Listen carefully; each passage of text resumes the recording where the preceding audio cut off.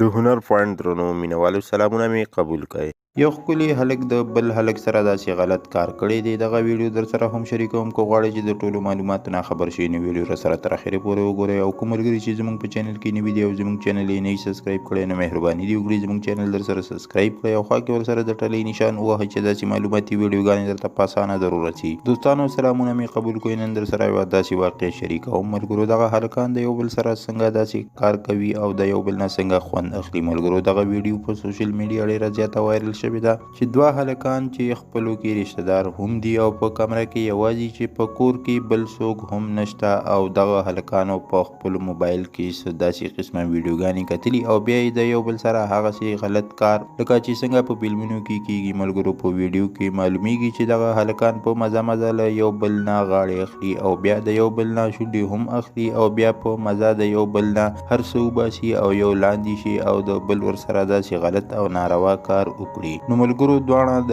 یو بل سره داسې غلط کار کولو نه وروسته د کړکۍ په کپړه ځان پاکي او له دې نه بعد هم د یو بل سره داسې غلط حرکتونه کوي او غاړې یو بل نه اخلي. د دې ویډیو سپینوي مور او پلار هم کړی دی چې دا زموږ ګناه ده چې موږ بچو له موبایلونه ورکړي دي او هغه یې داسې غلط استعمالوي. دوستانو په دې ویډیو کې زموږ دپاره یو پیغام هم دی. دوستانو که موږ په خپل معاشره نظر واچو نو داسې ډېرې واقعګانې مخې ته راځي او د هغې اصل مقصد د موبایل غلط استعمال دی. نو پکار دی چې په خپلو ماشومانو د موبایل مه ورکوئ ځکه چې غلطه استفاده ترې ونه کړي. دوستانو دا و د نن ورځ خبر چې در سره مو شریک کړو. که ویډیو مو خوښه شوي لایک شیر کړئ او چینل در سره ضرور سبسکرایب کړئ. مننه کوم چې ویډیو مو را سره تر اخرې پورې وکتله او د بلې ویډیو پورې دلوي الله په امان.